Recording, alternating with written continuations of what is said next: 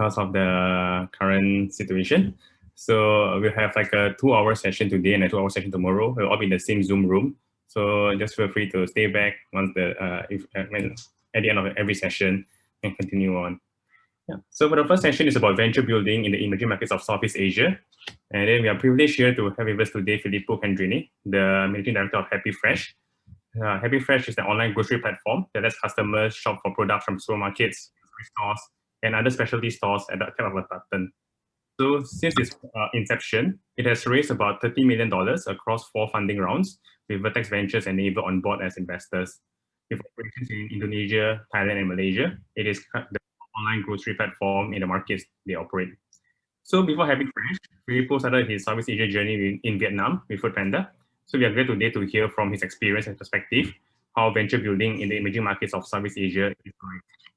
So we'll begin the session with like a short video to show you guys what is HappyFresh before I hand over to Filippo.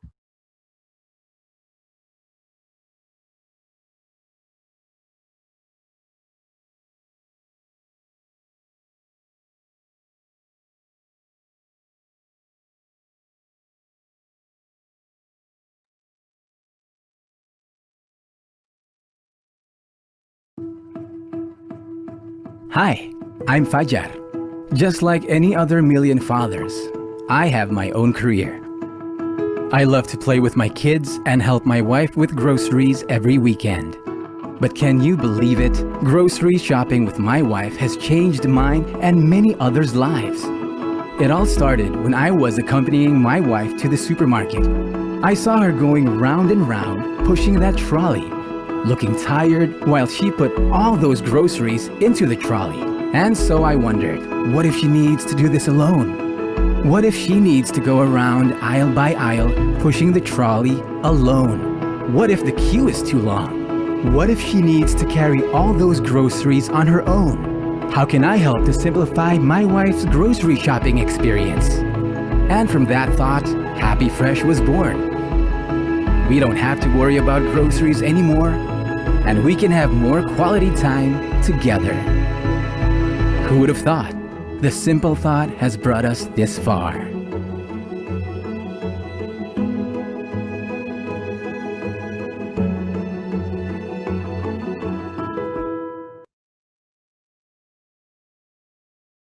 All right, so that's the introduction of HappyFresh.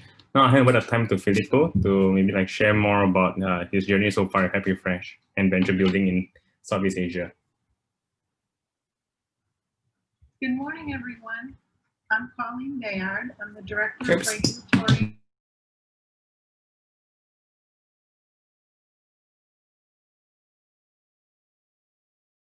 Sorry, Filippo?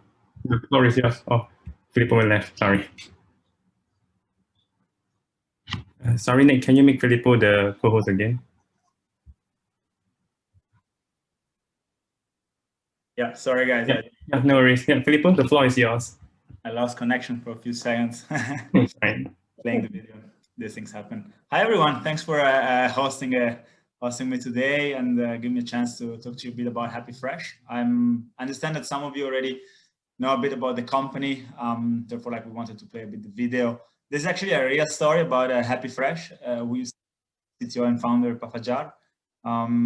We came to realize that there was like no better way probably to start and tell the story about HappyFresh from his own words. I'll walk you through now a quick company overview that will give me the opportunity to focus on a couple of points that I want to discuss and help me explain what we do at HappyFresh and how we do things. Then I believe like we'll let the floor to like a few fireside chat questions and also a Q&As that I think would be more interesting for everyone. Let me share my screen now.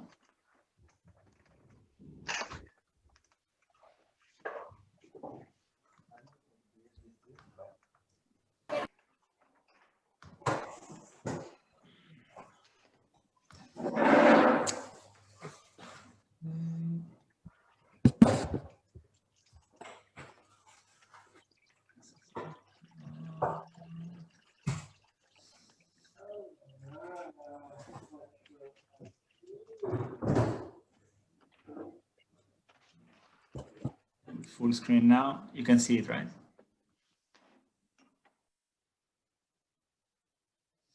Awesome. Okay, so HappyFresh, as you've seen in the video, has been built roughly 5 years ago. That's when we started operations in Southeast Asia. And ultimately, we want to really gain and be like the fastest growing online marketplace in Southeast Asia. We enable customers to shop from supermarkets and specialty stores. We operate currently in 3 countries, Thailand, Malaysia, and Indonesia. Looking at Indonesia, which is the country I'm in charge of, we operate in Greater Jakarta area, Bandung, Surabaya, Malang. And we've also a few more cities to come on. Obviously, COVID has slowed down a bit our expansion plans because it was a bit more tricky to fly in, fly out, and organize things from the ground up. But now situation, at least from a standpoint of like moving from cities to cities, is quite relaxed. We are planning this for the quarters to come. Very interesting, like to look at our customers actually are, and as you've seen from the video of Fajar, we can really come to conclusion that as men, we really don't provide much added value to the overall grocery shopping. Like most of the consumers and customers are female, 80% of them are female. And looking at the customer segment, mostly living in a family. We're looking at young mothers, parents that are busy. Most of them have a job. A percentage of them tend to be housewives. And so we're working like with millennials, but not millennials that have just started off a family. So they are moved out from their home, where typically groceries were done by their parents, to actually become themselves now the figure in the family that is doing the shopping experience. So there's a lot of, I believe, teaching that companies like us can also provide in the process of doing groceries. Okay, the way we operate is on a 2 fulfillment points. Therefore, we have what we call personal shoppers. Those are trained employees are staying in the supermarket facility, and riders. The personal shoppers are located in the same store. Why we do that is because we really need them to know the layout of the store, where to find products, how to cooperate, how to work with the stuff from the supermarkets. And then also from a standpoint of processing more orders per hour, this enables us to really utilize them when it comes to like looking at the cost structure. Whereas drivers are usually working on a cluster network so that they can serve multiple stores in the area. The system works quite straightforward. I don't walk you through that too long. Customers can shop from an app. Then the order goes to the shopper and driver app, which is like another native app that we built internally in the company for our personal shoppers. They would see the products, quantity, and all the details information of the customers. And then once they finalize the order, they would hand it over to a driver that comes to the customer house. Most of our orders are happening on app. We are like 90% plus app-based orders. We also provide, but most of orders that go on web are actually for our what we call corporate users or B2B segments, companies that needs to get pantries for their businesses. So we try to basically the process end to end. So we start off for what we call like Fleet Academy, so like training modules that right now we do mostly on a digital environment to train the fleet, to make sure that they understand first of all what the regulations are in the supermarkets, how to pick for like a fresh produce, co-training with the supermarket partners that we operate, the one that we are the closest relationship with. And then we handed over to, then we pass on to also maintaining quality in the delivery part. We have all our delivery drivers with insulated boxes. So you can order anything like ice creams, frozen foods, anything like that. And ideally is that we maintain the cold chain along the way, despite our fulfillment model is next hour, instant, next hour, or up to 2-3 days. At the door, if you're unsatisfied with something as a customer, you can also reject or return certain products. And obviously we have a customer service that can take care of post-sales complaints or feedback, added information that might be required. Here, just to add a bit more on the points I mentioned earlier on, I think what's interesting to point is that we digitalize the whole assortment from the supermarket. So we typically host in between, I would say, for like a medium-sized supermarket, we're looking at 6,000-8,000 SKU to up to 15,000-20,000 for like a hypermart of a larger size. We take pictures or we produce the the contents of the SKUs from remote, or we try to adjust depending on the partners. And then the delivery is either on demand, so you can get a driver immediately allocated to you, or you can order scheduled.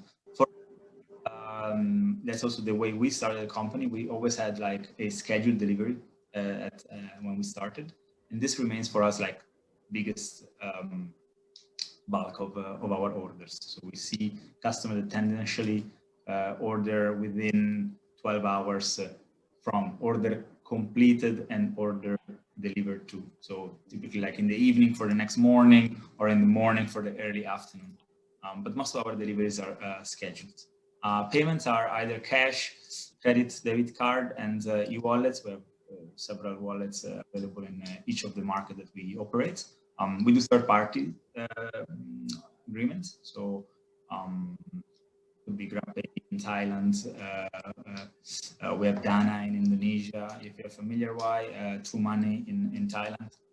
And if I can spend a bit more, if you're interested about this, like in the percentage of payments, Indonesia is a country that typically in the past was much cash driven. Now we managed to flip that. Most of our transactions now are either credit card or wallet based. Rejections at the door, as I mentioned, I think is quite important for us because we deliver a lot of fresh, and we want to make sure that customers can feel comfortable. Especially this year, we acquired a lot of new customers thanks to COVID that kind of pushed more users to get to know about ways to get the groceries delivered home. And we do know that the importance of having like the sensorial importance of ordering for groceries is much higher versus buying a pair of shoes, buying clothing or electronics. Foods, it's something that we cook, we put on the table, we want our family to be proud of when we cook it. Therefore, there is like a lot of missed sensorial factors actually when you order for food online, right? You cannot touch, you cannot feel, you cannot smell. Therefore, we need to make sure that like customers know that if there is something wrong, they can reject it. Ultimately, rejections is a super small fractions of our items delivered, but knowing that they can do it, put the customer at ease of actually ordering that given product. That could be a chicken, that could be salmon, that could be mango or avocado. Then we have a lot of deals and special discounts, but this is this I can also elaborate a bit more. We have a lot of promotions and campaigns like customer journeys, customer acquisition journeys that are paid by HappyFresh, like come from our marketing budget. But we also have like a lot of partnerships that we can plug in.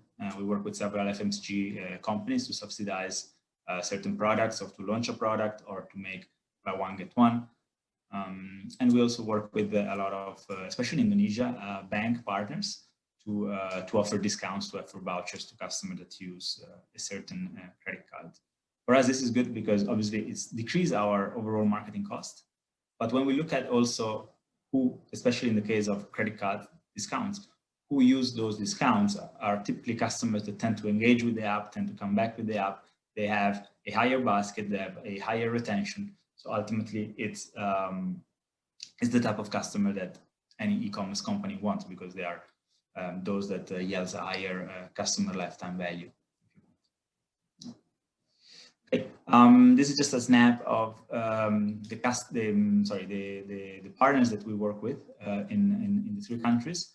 For those of you familiar with Indonesia, you can see that, and actually left to right, you have a good approximations on what is the customer segments. So we serve customers from supermarket that are a bit more like premium and high-end, like in Indonesia it could be Ranch Market or Hero. Also to customers that are looking for value for money, and that could be Super Indo or Tip Top, or to some extent something that could be in between, like Lotte Mart or Farmers Market. We also have a lot of specialty stores. Specialty stores for us are a tiny fraction of the business. It's more, the way we look at it is, can we deliver any other product that is grocery related to our consumers so that we can have like an additional touch point with them to increase purchase frequency on a monthly basis. So typically we have meat specialists, we have sometimes fruit specialists, cake shops, liquor stores. They yield big basket sizes. Typically you can charge like also higher them, and they enable you company to have like an additional touch point with the customer over or basis. Yeah, I think Frederick, you mentioned a bit also about our funding across the years. I think what's interesting here, the only thing that I'd like to mention on this point is that if you look at the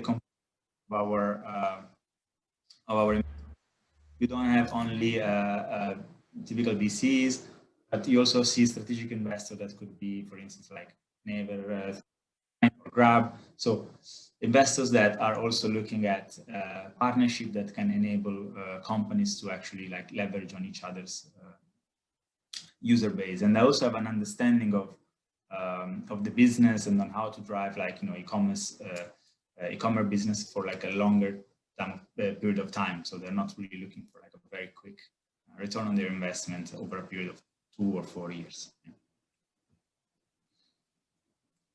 Yeah, this will be it. So I think we can now go to questions or. Yeah. Right. Thank you, Filippo. Yeah. So I think thanks for the sharing. Now we'll proceed on to like the fireside chat. If any of you guys have any questions, just feel free to type in the chat. Nick, Ching-Ning, and I can take a look, and we can calculate Filippo. So then I'll just like kickstart the fireside chat. So I think Filippo, I think like just want to just like you mentioned like HappyFresh operates in 3 markets now in Southeast Asia, Indonesia, Malaysia, and Thailand. Do you find is there any like noticeable differences across the various markets of Southeast Asia? If so, then like what are the practical implications for venture builders? Yeah. So when I look at groceries per se, there are for sure like big differences across the markets. Indonesia tends to be a much more fragmented market when we look at the retailer industry. So there is just to be very very short, like there's more supermarkets, there's many more chains. You can really shop at many more supermarkets. Like when you look into Thailand, for example, this number like drops, right? So and eventually, if I can foresee few things in Indonesia, in the retailing industry, like we might see more M&As in the supermarket environment. Probably like having 12, 15 supermarket brands right now in Indonesia, it's not viable in the future. So we might see some chain, others, and so on. When it comes to, I think the overall like venture building, again, in 3 markets are very different.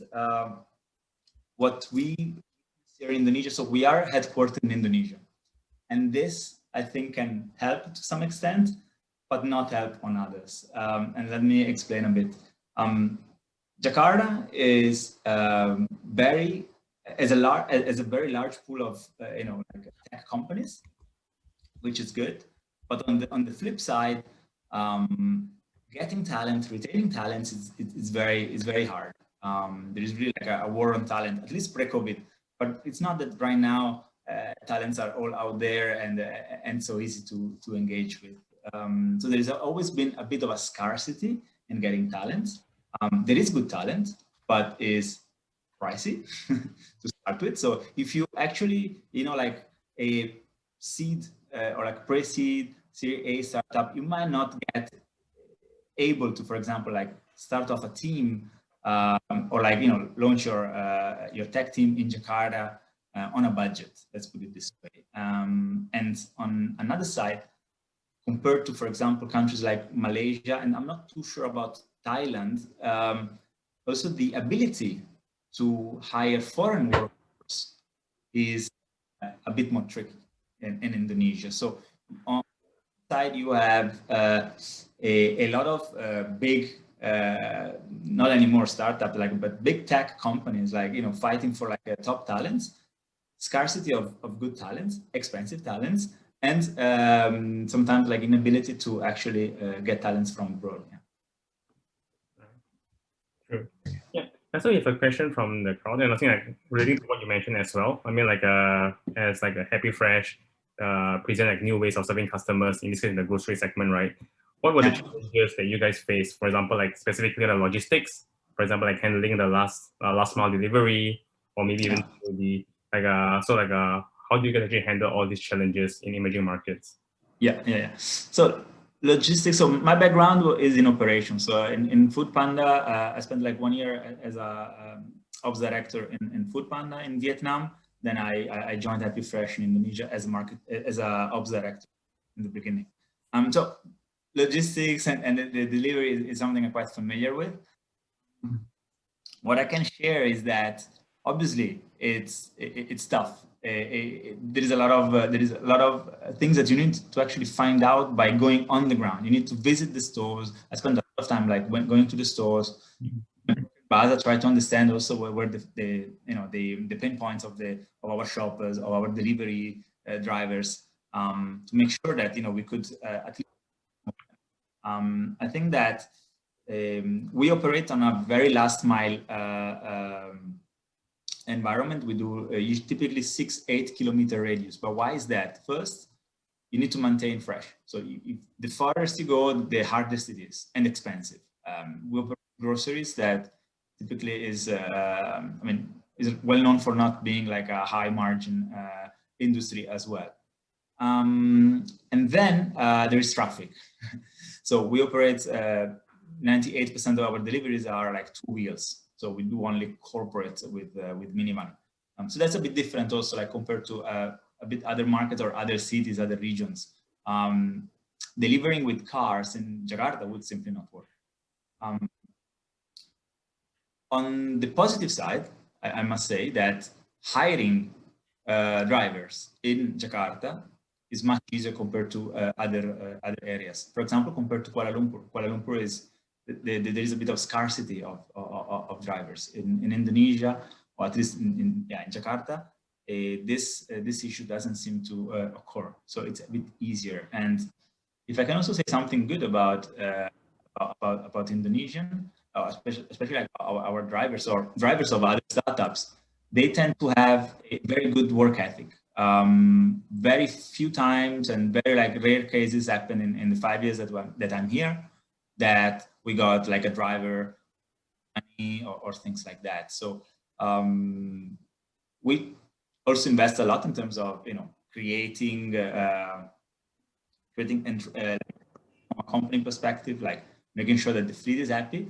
But ultimately, yes, they're also performing relatively well, I would say. Yes. Right. Thanks.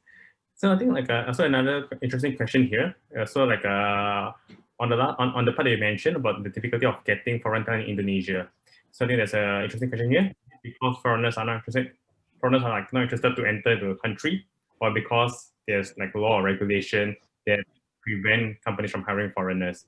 Maybe you can also share your personal experience, like why the I don't know if Gonzalo knows so where the question is coming from, but like why you're actually right, Gonzalo. It's both ends. I must say that if a company like us were to hire for like a software engineer or like for tech position, tech role, product roles, but in Singapore, it would be easier because first of all, like the workforce is already more like mixed, but also because it's easier to get a talent, let's say from just to name a country like the UK, from Europe or from the US, because potentially they're like the difference from like the work-life balance, the difference from like the everyday life, it's smaller, right?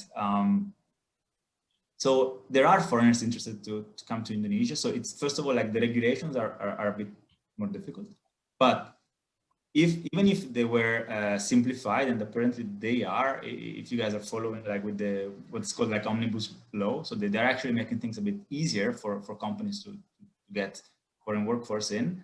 Is also true.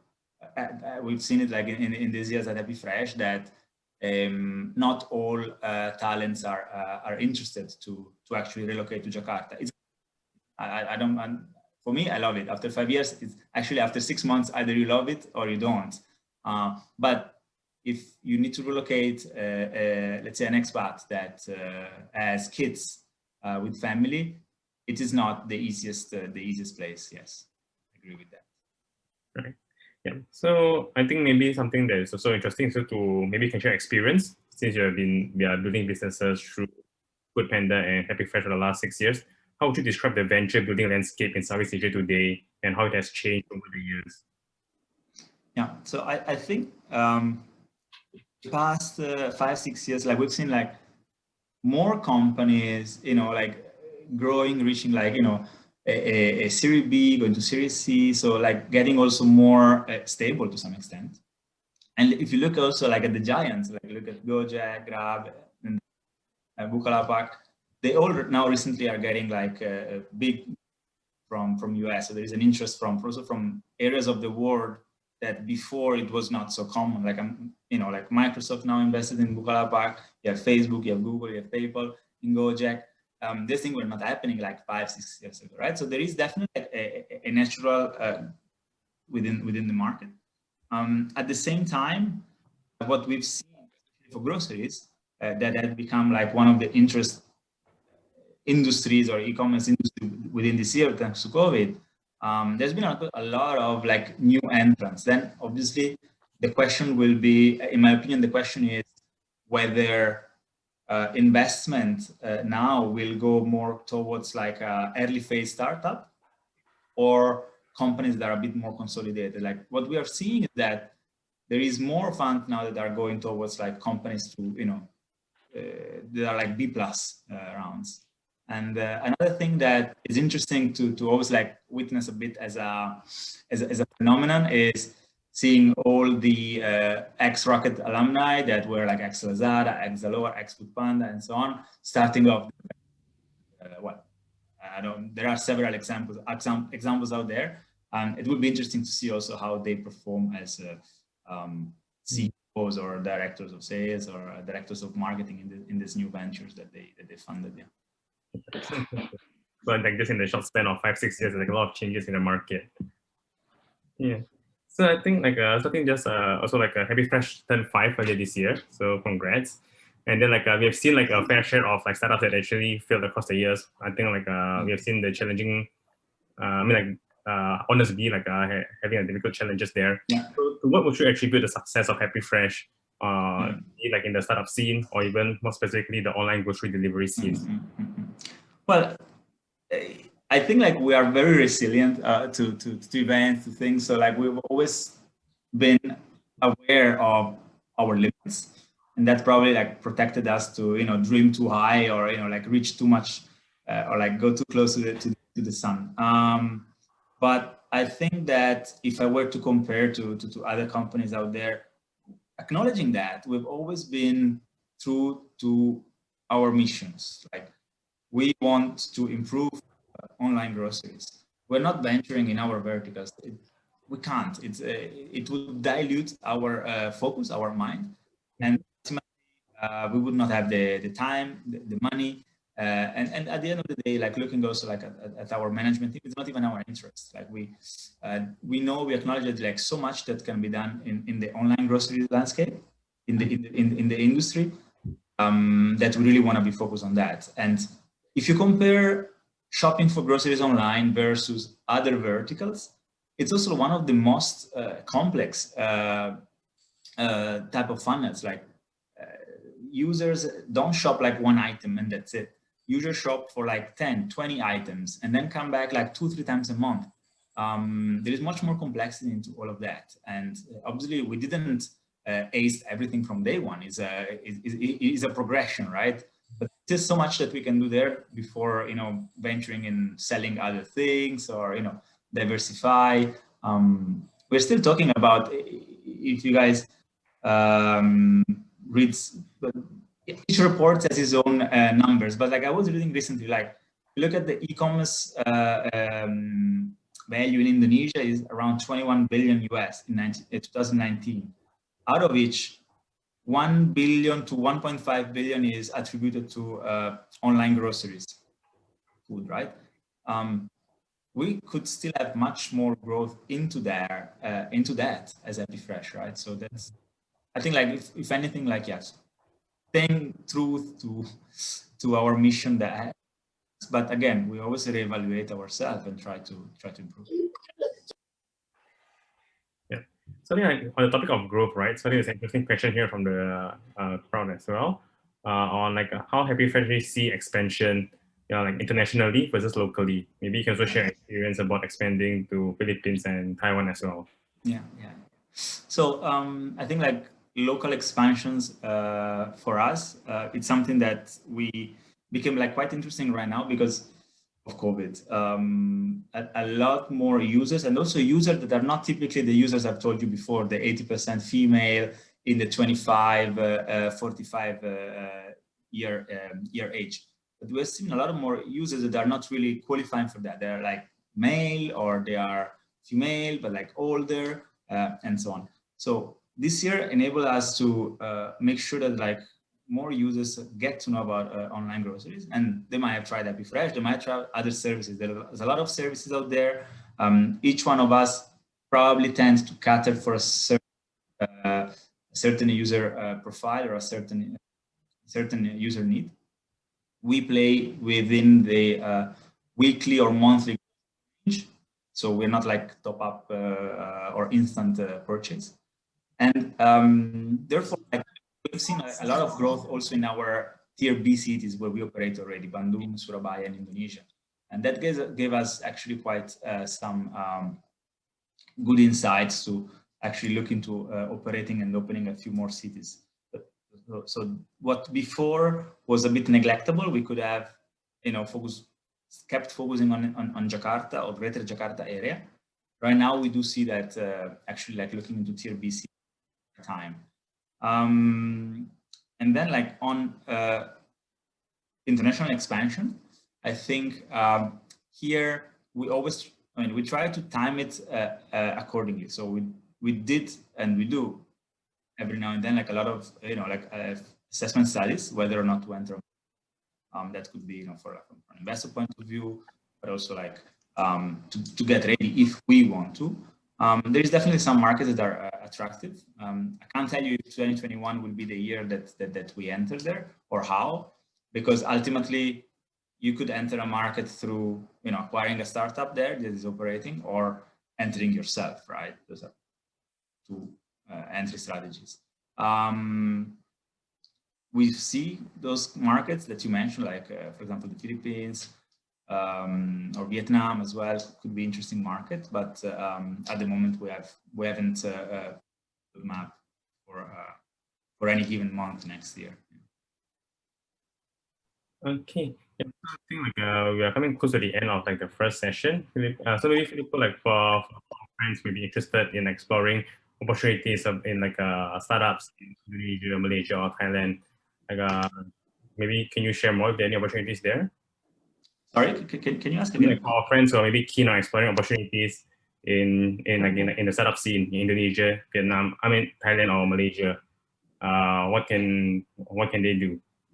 Mm-hmm. So like my case, for example, was like pure curiosity. I was delivering food, let's say, at Food Panda, right? And then for me it was like natural to get interested with groceries. But for me, I'm Italian and I love to cook. So it's a very much of a stereotype, I know that. But for me, like food is actually quite interesting. Like so that I found something, or like I found like a company that besides using the service, I can actually be proud of.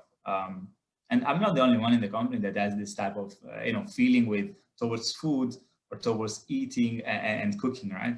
So I think would be, of course, like always try to pursue and try to join a company that's a service that you're really proud of, that you can be proud of, right? Or ashamed of if it's not doing well. I mean, I've been also ashamed of back in the days of something that was not working well, right? And trying to fix it. And then, so try to follow what are your passions or your interests, right? Otherwise,